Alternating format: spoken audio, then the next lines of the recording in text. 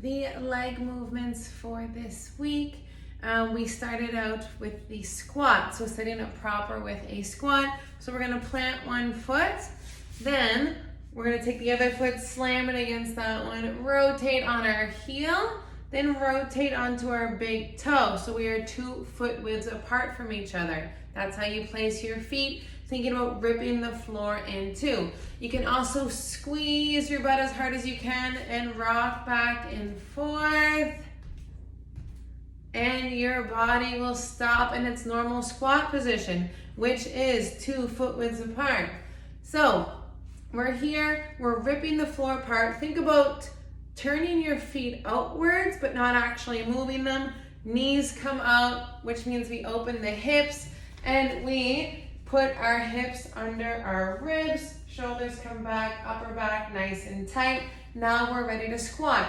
When you send your hips back, think about sending your hips back. Shins stay almost perpendicular to the floor, and then big hip drive forward. Think about sending your hips up. Your hips come down, and we're sending them, boom, back up. So we're inhaling, pressure down into your pelvic floor, big exhale, squeezing, lifting your pelvic floor at the same time.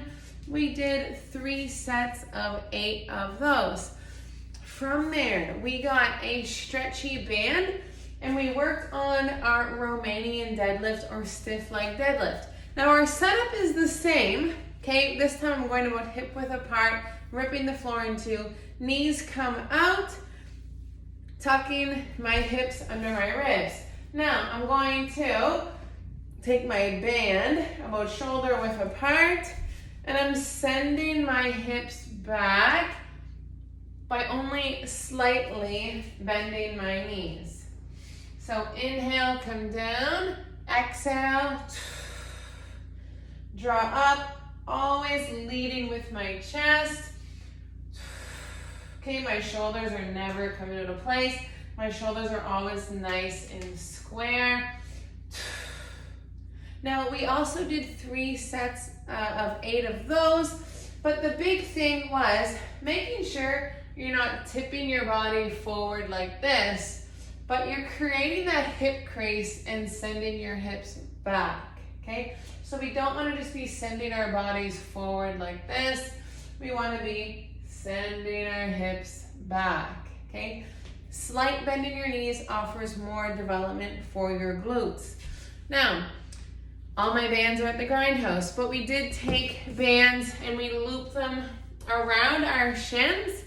We went into a quarter squat. So again, shins straight up and down, about hip width apart. We never go more narrow than hip width. You're gonna take a big step and then let your other foot drag in hip width apart. Step and drag, step and drag, step and drag. And then go back the other way. We did a room length, okay, of each direction 3 times, okay?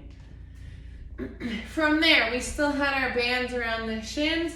We drove our feet into the floor. Then we're thinking about connecting our midfoot here with our heel. So you come in, inhale, and then exhale, kick out at a diagonal. If you feel like you're losing your balance, drive your big toe into the ground. So this way.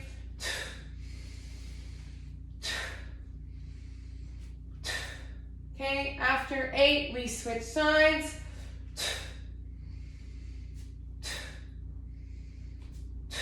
So we did 3 sets of 8 on each side.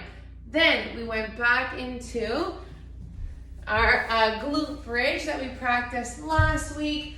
So weight into your upper back. You bring your spine into the floor by tilting your hips up. Okay, we're gonna slide our feet out a little bit this time. Big toes down, heels down. Inhale. And then exhale, lift. Inhale, come down. And exhale, lift. Make sure sure you're landing with your spine flat on the ground. And by having your feet away from your body a little bit, it's encouraging more activation of your glutes and hamstrings.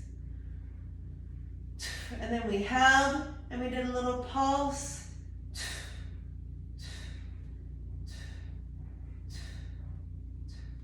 So we did 3 times 8 of glute bridge. On the last rep of each set of glute bridges, we kept our hips up, squeeze your butt to the ceiling, and we did the pulses for 8.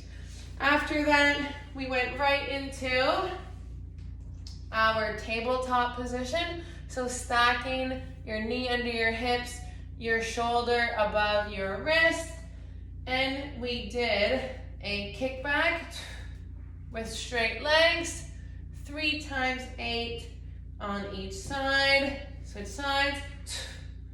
Try to maintain a core nice and tight with a flat back. Okay.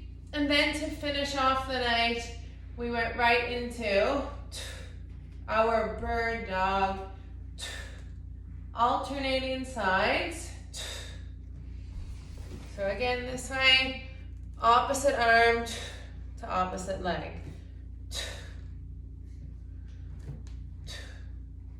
Okay, and that was the end of our leg evening.